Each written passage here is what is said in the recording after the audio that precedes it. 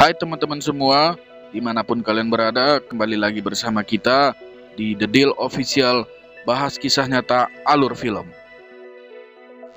Pada kesempatan ini, kita akan merangkum sebuah film yang diangkat dari kisah nyata film Everest tahun 2015 silam.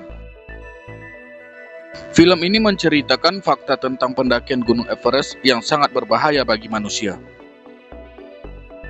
Yuk teman-teman, sebelum lanjut ke pembahasan, kami sangat berharap kepada teman-teman semua dengan ikhlas hati bersedia dukung kita, tekan tombol subscribe, like, komen, dan share agar teman-teman yang lain juga bisa dapat manfaat. Terima kasih. Inilah jalur pendakian Gunung Everest yang terbentang luas di atas ketinggian 8.848 meter di atas permukaan laut. Kita mulai dari sini. Tampak Rob Hall, Helen, dan pendaki lainnya yang sedang sibuk mempersiapkan beberapa kepentingan untuk mendaki. Di tengah kesibukan mempersiapkan peralatan mendaki, istri Rob Hall yang sedang hamil harus merelakan kepergian sang suami menuju puncak Everest. Gak kebayang ya teman-teman gimana pilunya hati Jane, istri Rob Hall yang sedang mengandung buah hati mereka, ditinggal oleh sang suami. Padahal posisinya yang mengandung seperti ini lagi butuh kasih sayang loh teman-teman. Kathmandu, Nepal. Disinilah para pendaki berkumpul seperti Beck, John, Doug, dan para pendaki lainnya. Mereka semua adalah anggota Rob Hall. Sebelum memulai aktivitas pendakian, terlihat Rob Hall yang sedang membriefing para anggota pendaki. Karena untuk mendaki Gunung Everest itu sangat-sangat berbahaya loh guys. Jadi tiap pendaki harus mematuhi aturan yang diterapkan. Pada film ini Rob Hall berperan sebagai pemimpin tim. Jadi sangat wajar jika dia terlihat memandu para pendaki.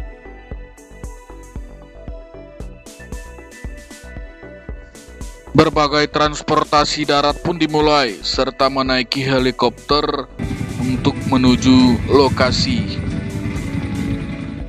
Sambil berjalan dan berbincang-bincang, Rob Hall pun terus berikan semangat dan tekad yang kuat kepada sahabatnya Doug agar nanti mereka bisa menaklukkan puncak maut. Kalau aku bilang ini puncak maut ya guys, karena Gunung Everest ini sangat-sangat berbahaya.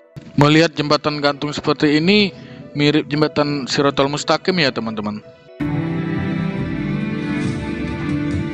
Sebelum mencapai base camp, di sini aja udah kelihatan loh teman-teman betapa ekstrimnya lokasi Everest.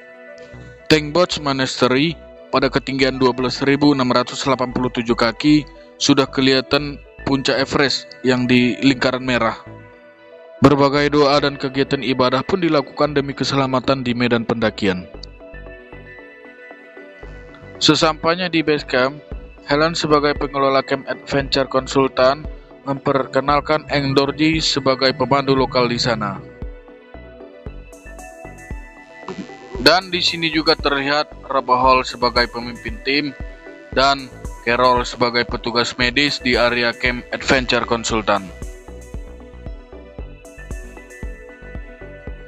Sebelum melakukan pendakian, para tim dianjurkan melakukan latihan fisik dan mental untuk beradaptasi dengan lingkungan ekstrim serta suhu yang sangat dingin.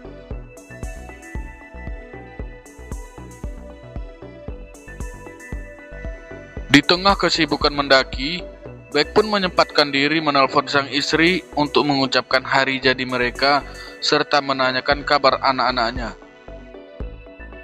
Di sini terlihat Beck dan keluarganya yang saling merindukan satu sama lain. Dan kerinduan itu pun terobati kala ia mendapatkan keluarganya dalam keadaan baik. Lanjut ke perjalanan, bongkahan es yang pecah harus membuat Beck tergelincir dan jatuh serta hampir terjun ke jurang yang sangat dalam.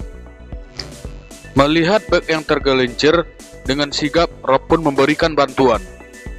Dan parahnya, di sini mereka harus melewati jurang yang sangat dalam serta suhu yang luar biasa dingin. Pada malam harinya di base camp, Rob mengumpulkan seluruh agen untuk berdiskusi tentang pengaturan jadwal giliran ke puncak agar tidak terlalu padat dan membahayakan nyawa mereka. Pada akhirnya, Rob mengajak Scott dari pemandu tim lain untuk naik bersamaan dengan misi bekerja sama untuk pemasangan tali. Pada awalnya, Scott menolak rencana untuk bergabung dengan tim Rob Hall. Namun berkat beberapa alasan serta keterangan dari Rob, Scott pun akhirnya menyetujui. Di tengah kesibukannya dalam memandu tim, Rob Hall pun menyempatkan diri untuk menghubungi Jane, sang istri yang tengah hamil. Jane pun mengabari bahwa bayi yang ia kandung adalah berjenis kelamin perempuan. Di sisi lain, Scott yang juga begitu sibuk memandu tim, bergegas mempersiapkan diri untuk melakukan pendakian.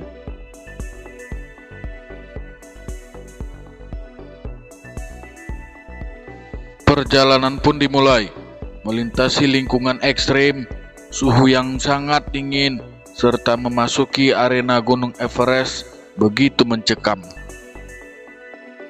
Memasuki zona mati pada ketinggian 8.000 meter, jalan licin, cuaca yang berkabut namun tidak mematahkan semangat para tim Rob Hall, dan mereka pun saling membantu pendaki yang kelelahan. Tim Rob berhasil melewati pos pertama hingga sampai ke pos 4. Pada pos 4, para anggota tim mulai terhalang oleh cuaca yang ekstrim, serta badai es yang menghampiri langkah mereka. Badai es yang berjatuhan membuat langkah anggota tim terhenti sejenak, serta beberapa dari mereka pun terluka. Sangat mengerikan ya teman-teman, cuaca yang sangat dingin, baju yang sangat berat, jalan yang sangat licin. Wah, luar biasa. Beberapa pendaki yang terluka membuat Rob Hall dan petugas arena camp pun saling memberikan informasi dan solusi.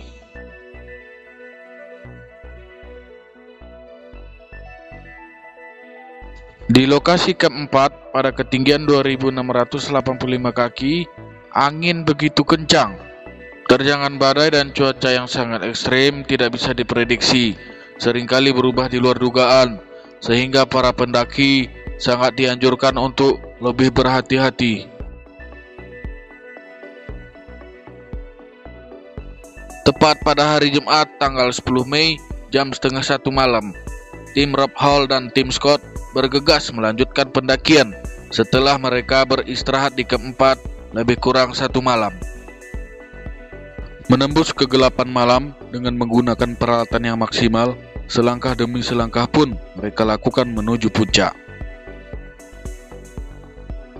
Sekedar informasi, puncak Everest dengan ketinggian 8.848 mdpl, sedangkan pada ketinggian 8.000 meter saja, zona tersebut sudah dinamakan dead zone atau zona kematian. Hal ini dikarenakan minimnya pasokan oksigen, serta pendaki sendiri dianjurkan membawa 2 tabung oksigen demi membantu pernafasan.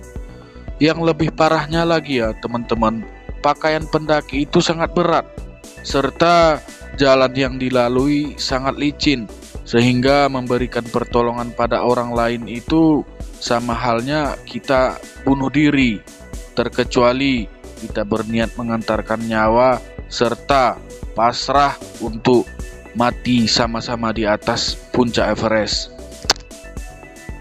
Lobsang, salah satu tim pendaki Scott, mereka pun memulai langkahnya perlahan demi perlahan untuk menuju puncak Everest.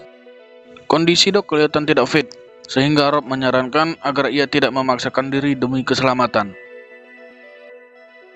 Sementara itu beberapa orang yang tak ingin ngambil resiko lebih memilih untuk turun lebih awal demi menyelamatkan diri. The Hillary Step pada ketinggian 28.740 kaki, tampak beberapa anggota tim merasa kelelahan. Beck yang saat itu terbaring kelelahan seolah tak ingin menyerah dengan keadaan, sehingga ia memilih untuk bertahan.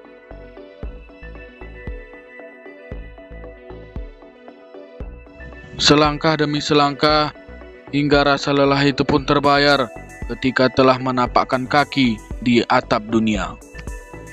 Dengan bersusah payah, sebagian dari mereka telah sampai ke puncak, termasuk Yasuko, pendaki wanita asal Jepang. Yasuko sangat terharu saat ia berhasil menancapkan bendera Jepang di puncak Everest. Sorak kegirangan tampak dari wajah para pendaki, termasuk Helen dan Caroline yang di base camp setelah mendengar kabar tersebut. Pindah ke posisi Rob, ia terlihat begitu sabar menunggu Doc sambil memberikan update cuaca kepada pihak base camp. Wah, sangat-sangat menantang ya teman-teman. Berjalan di atas tebing yang licin, diselimuti kabut dan suhu yang super dingin. Kebayang nggak kalau teman-teman kepleset dikit aja? Waduh. Nah, lihat sendiri kan teman-teman, bukan cuma pas naik, pas turun pun harus melewati rintangan yang sama. Di sini Rob dan Doc pun bertemu kembali. Rob menyarankan agar Doc segera mengurungkan niatnya untuk ke puncak, mengingat badai angin yang segera datang. Namun Doc berkata, "Tidak sahabatku, ini adalah kesempatan terakhirku, jadi harus aku tuntaskan ke puncak." Mendengar kalimat yang diucapkan Doc, Rob pun terpaksa memenuhi janjinya untuk membawa Doc ke puncak Everest. Dan tak lama kemudian, Doc pun berhasil menaklukkan puncak Everest yang selama ini sangat ia inginkan. Kebahagiaan pun terpancar di wajah mereka saat Rob berhasil memenuhi janjinya membawa Doc ke puncak Everest. Suhu yang semakin dingin, badai angin yang semakin menggila, sehingga mereka pun bergegas untuk turun agar bisa menyelamatkan diri.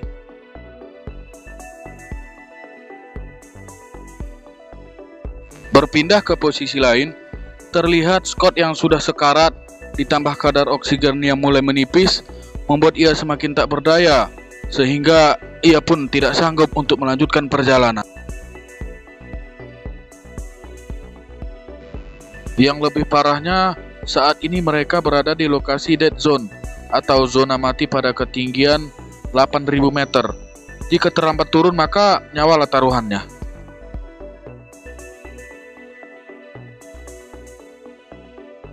Sayang beribu sayang, walau Doc sudah mencapai puncak, namun persediaan oksigen yang ia bawa ternyata tidak mencukupi, dan inilah awal mula petaka yang terjadi padanya. Naas bagi mereka, karena terlambat turun, badai angin pun menyerang. Berjalan di tebing yang licin melewati badai angin yang kencang, serta di cuaca yang gelap, membuat Doc terlempar ke jurang, dan ia pun tewas. Dengan kondisi yang seperti ini, jalan yang semakin licin membuat para tim pun terpeleset, sehingga satu persatu dari mereka pun terluka dan tewas.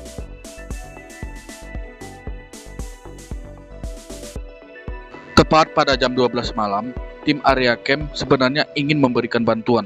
Namun karena cuaca serta badai yang mengamuk, membuat langkah mereka pun terhalang. Beginilah situasi zona mati atau dead zone, yang seharusnya para tim bisa turun lebih awal. Namun karena terjebak oleh badai, perjalanan pun tak bisa dilanjutkan. Sungguh mengerikan ya teman-teman.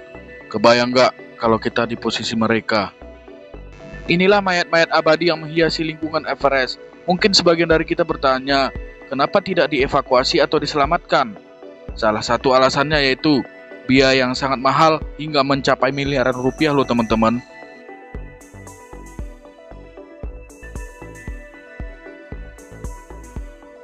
Tidak adanya bantuan dari pihak camp kepada tim pendaki menjadikan masalah besar, sehingga dari mereka pun banyak yang tewas. Sementara itu, tim area camp berusaha menghubungi Rob yang sekarat. Mereka ingin mengetahui bagaimana keadaannya. Saat berkomunikasi dengan Rob, ia meminta pihak camp agar bisa memberikannya bantuan oksigen yang mulai menipis. Namun, karena terkendala dengan jarak dan suhu, bantuan itu pun tidak bisa diberikan.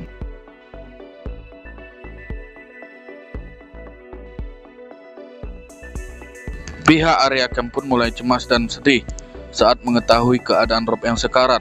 Mereka pun berusaha mencoba menghubungi Jane.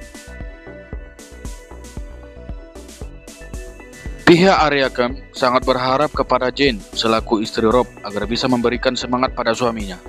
Terlihat Rob yang mulai membeku. Jane berharap agar suaminya bisa segera kembali ke rumah, namun itu tidak akan mungkin terjadi Salah satu kalimat yang ia ucapkan sebelum menghembuskan nafas terakhir adalah, ia sangat mencintai Jane dan Rob berharap Jane menamakan bayi mereka dengan nama Sarah.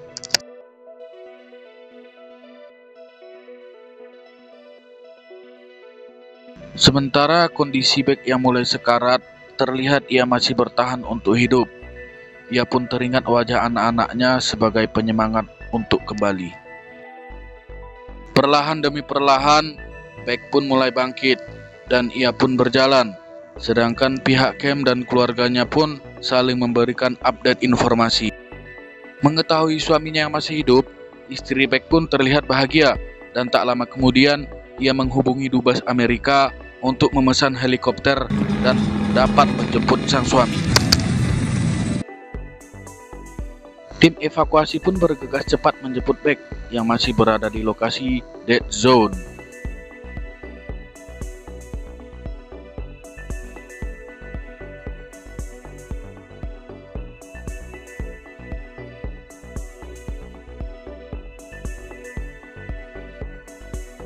Akhirnya Beck pun bisa diselamatkan dan ia pun bisa kembali sampai ke rumah dengan luka di wajah serta tangan yang berbalut perban. Isak tangis sang istri pun kelihatan kala ia memeluk Beck.